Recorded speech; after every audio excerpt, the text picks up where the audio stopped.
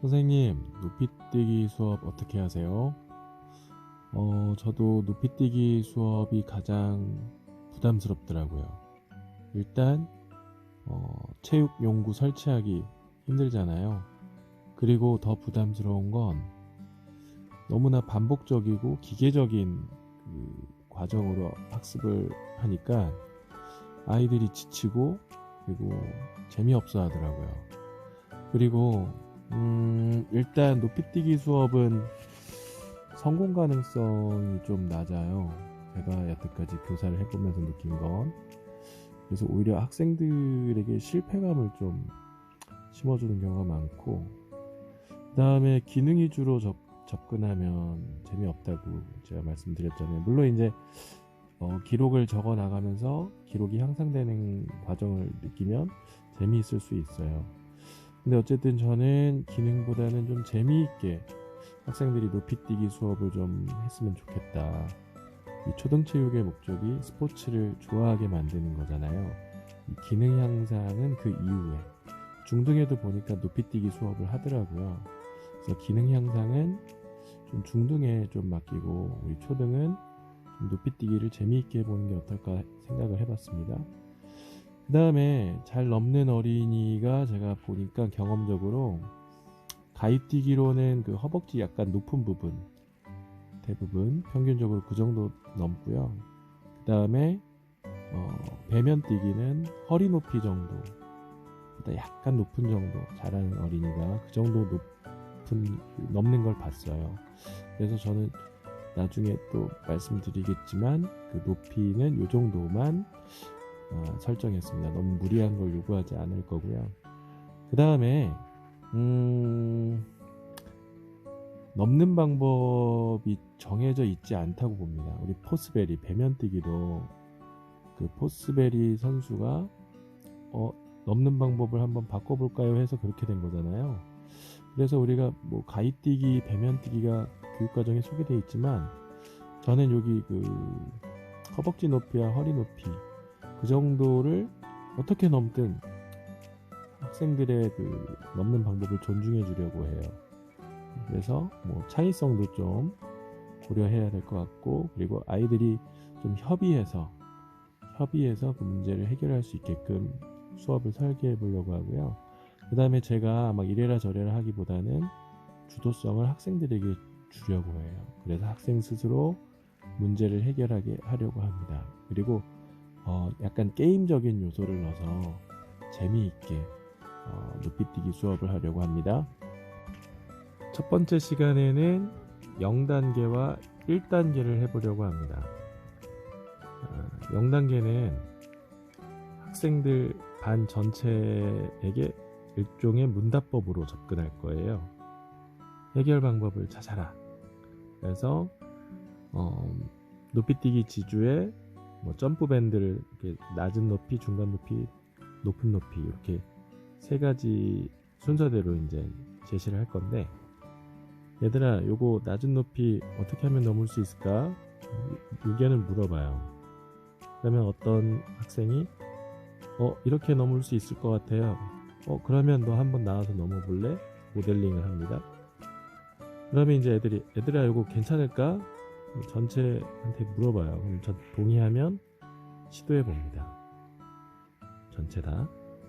그 다음에 뭐 성공할 수도 있고 뭐 성공 못할 수도 있겠죠. 그 다음에 이제 뭐 중간 높이도 그렇고 높은 높이도 그렇고 물어봐요. 높은 높이, 야 이거 어떻게 하면 높은 데 이거 어떻게 넘을 수 있을까? 그러면 어떤 녀석이 또 이렇게 해볼게요 하면서 나오겠죠. 모델링 하는 과정에서도 될 수도 있고 안 될 수도 있어요. 어쨌든 모델링을 해봅니다. 그러면 야 이거 됐는데 또 안 됐는데 한번 우리가 이렇게 해볼까? 전체 의견 물어보고 동의하면 전체 시도도 해봅니다. 뭐 될 수도 있고 안 될 수도 있어요. 그 다음에 이제 1단계로 무궁화 꽃이 피었습니다 라는 걸 할 건데요. 요 무궁화 꽃이 피었습니다를 성공하면 학생들에게 자유시간을 줄 겁니다. 무궁화 꽃이 피었습니다. 여기에다 이제 뭐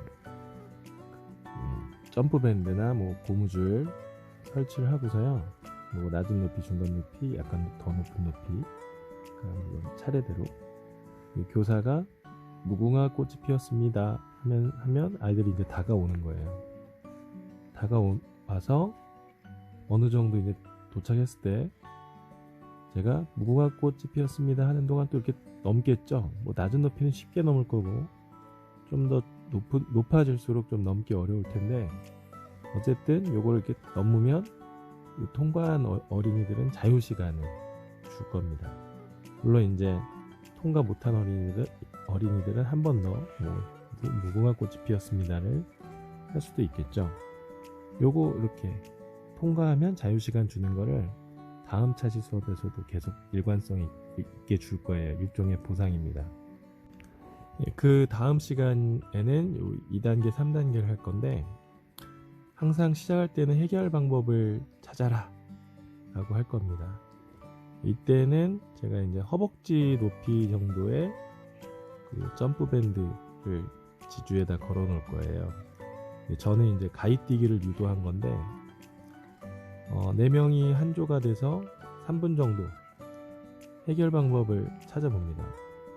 3분 동안 아이들끼리 넘어볼 수도 있고, 제가 설치해 놓은 곳을 이렇게 아이들끼리 막 이렇게 서로 협의를 해요. 그래서 해보기도 하고, 심지어 검색도 가능하다고 하겠습니다. 그러면서 이제 게임을 할 겁니다. 어느 정도 시간이 지나면 좀비를 피해라. 이게 뭐냐면, 이렇게 이제 설치를 하겠죠. 경기장이 있고 놀이장이라고 해야 될까요? 점프밴드를 이렇게 설치를 할 거예요. 표이 좀 잘 안 나옵니다. 점프밴드를 이렇게 설치하고서 제가 좀비가 돼서 요 끝에서부터 하고 또는 안대를 쓰고 다가갈 수 있겠죠. 그러면 아이들이 허벅지 높이에서 이 점프밴드 허벅지 높이 정도 있더랬죠. 이걸 넘어야 되는데 3분 동안 아까 그 해결 방법을 찾아라 해서 4명이 같이 협의를 했잖아요. 그 방법대로 이렇게 넘는 거예요. 그래서 선생님이 좀비가 이렇게 다가올 동안 4인 1조가 다 성공하면 역시 자유시간. 만약에 좀비가 다가와서 터치를 했어, 같은 조 한 명이라도, 그러면 그 조는 다시 좀비를 피해라 게임을 하는 거예요. 이런 식으로 진행을 할 예정입니다.